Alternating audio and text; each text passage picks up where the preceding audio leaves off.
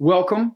Thank you. This is the first Patreon video. This is going to be something a little bit different. Normally when I do a video, I read off a script real tight, but this time I'm just going to wing it because I've got all of this information that I want to bombard your brain with. There are two parts to this one. First one, weaponizing your art. I'm not just talking about music composition or art. I'm talking about your relationships with your friends, with your girlfriend, boyfriend, wife, son, daughter, with your job, the relationship with you. And I'm addressing you as a leader. You might not consider yourself as a leader just yet, but in time, you will be a leader. Other people may see you as a leader now. They most likely do. So I want you to remember this. Now, having weaponized art is a twofold thing. It's not only a form of liberation for you, but it's also meaning that you become a leader, a teacher, a counselor, a monk. Did I mention leader? It's not enough to say, we need to stand up and fight. You also need to show your audience how to fight. The next challenge is defining the enemy. Now, I'm not talking about enemies as far as the GOP or the left wing or the right wing or the government or anything like that. I'm talking about a common enemy that I believe is depression, anxiety, frustration, something that all of us are facing every day. Frustration, depression, anxiety, I believe, are all forms of unfocused energy. And once they become focused, wonderful things happen. Remember, anger is an energy. Focus it. So you're probably saying, what the hell is weaponized art? Weaponizing your art is when you make art that is powerful and strong and sincere. It is driven by love and the desire to heal. That's what we need right now in this time. Art, music, relationships, people that are driven to heal. This is an important thing. Which brings us to point 2, focusing your focal point.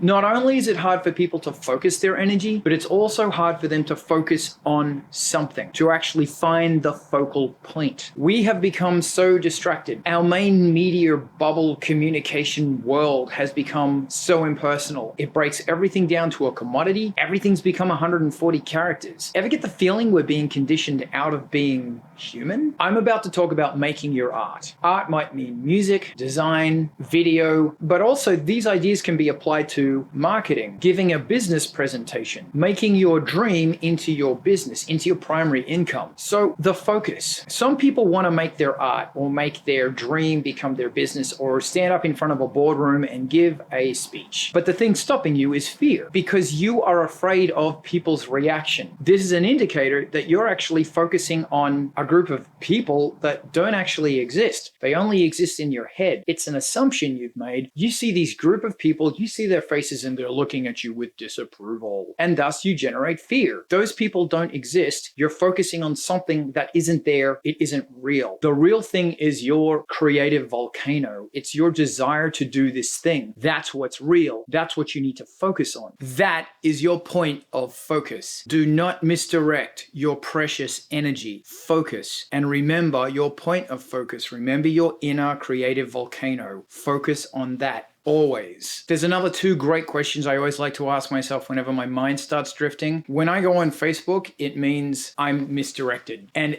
everything in this world is misdirecting us. You're being misdirected always. So many distractions. Always, always. First question, what am I doing? Second question, what should I be doing? And if you're looking at Facebook or you're browsing social media just for shits and giggles, you're distracted. Get off the internet. It's wasting your time. Focus on your volcano of rock. It's not important to become a rock star or a movie star or a great fucking rich person. It's not important to make this your full-time career. What's important is that you're trying. What's important is that you are doing something creative and energetic with your life. You're not going home, wasting time in front of fucking YouTube and Netflix. You're doing something. That's why you're here. That's why you live. This is the spice that makes life taste awesome. Consider this for a second. Maybe, just maybe, we are immortal beings. Just imagine it. And maybe for 40 or 80 years, you get to experience this glorious meat suit with this great jelly blub in your head called a brain on this paradise planet. So all of the wisdom, all of the beauty, all of the knowledge, all of the experience has to get filtered through this. And the output and the mistake and the inaccuracy of reality as it comes through this